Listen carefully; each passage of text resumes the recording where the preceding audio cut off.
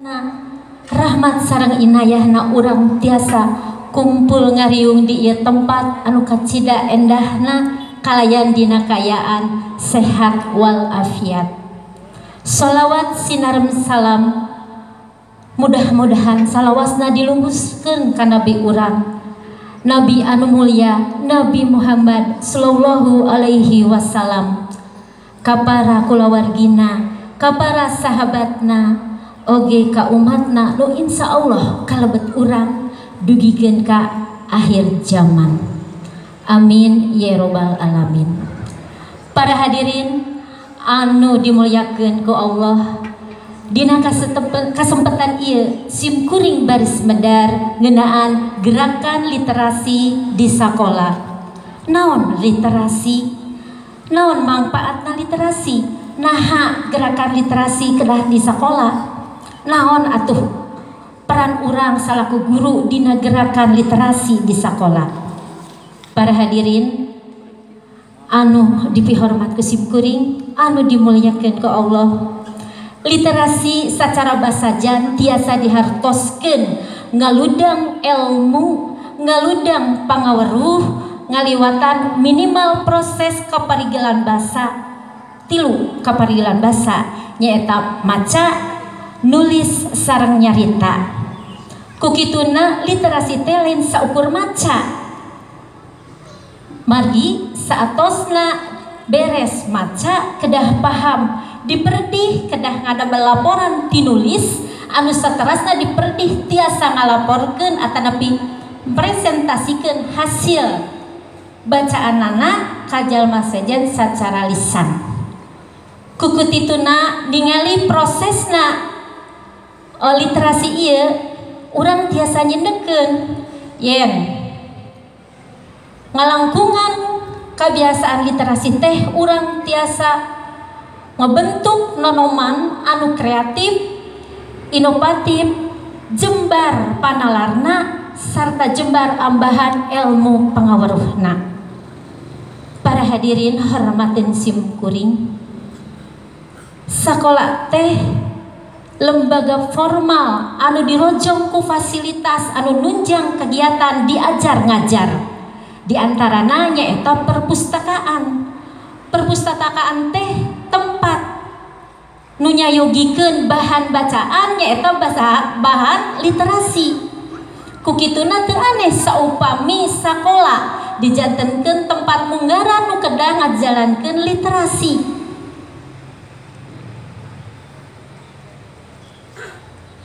Para hadirin hormatin simkuring,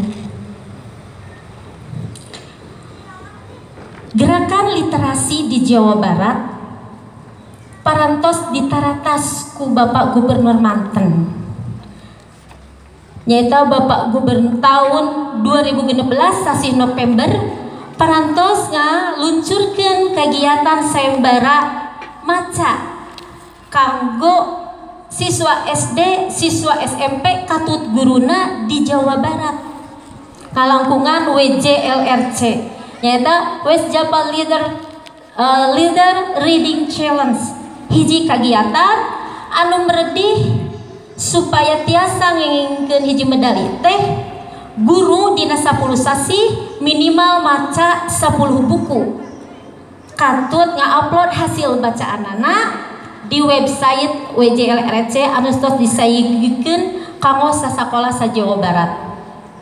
Sedangkan kanggo siswana 24 buku, 2 diantarana kedah buku anu nganggo media basa Sunda. Kumaha hasilna? Alhamdulillah seueur keneh anu gugurna tibatan anu janten jawarana. Ieu nuduhkeun yen literasi di Jawa Barat teh masih kene seueur halangan harunganana, masih seueur diantarana nyaeta kirana bahan bacaan anu media basana basa Sunda anu cocok kanggo siswa SD sareng SMP.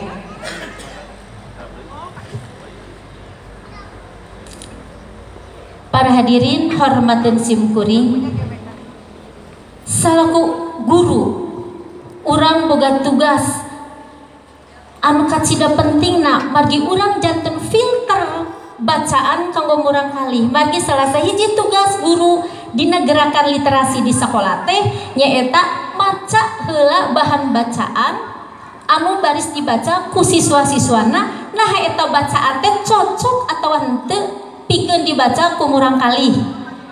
Margi urang papada apa teu sadayana buku atanapi bahan bacaan cocok sareng murang kali urang sareng siswa urang.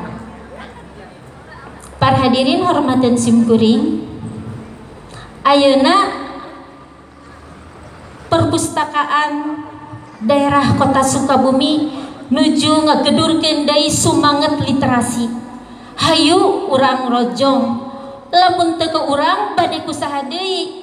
Margi urang kunci kasuksesanana. Parandeni kitu, urang salaku guru bahasa Sunda gaduh tugas anu sareng tanggung jawab anu kacida ageungna, nu kacida beratna nyaeta kedahnya yogikeun bahan bacaan anu mediana bahasa Sunda cocok keur anak didik urang. Hayu urang milarian, lamun sesah milarian hayu urang nulis, hayu urang nyiptakeun, hayu urang gedurkeun semangat literasi na diri urang. Urang tiasa nanjeurkeun bahasa Sunda ngaliwatan bacaan, ngaliwatan hasil-hasil karya urang. Urang guru bahasa Sunda insya Allah mampu.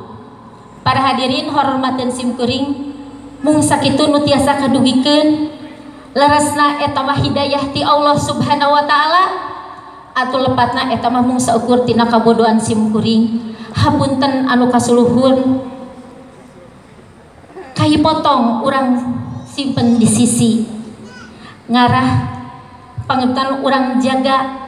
Hayu urang rojong gerakan literasi ngarah bahasa Sunda tambah jaya merdeka. Wassalamualaikum warahmatullahi wabarakatuh. Bapak girang pengajian neme anu kapiatur patandang nomor 7. Salajengna patandang nomor 8 kalarasan acan.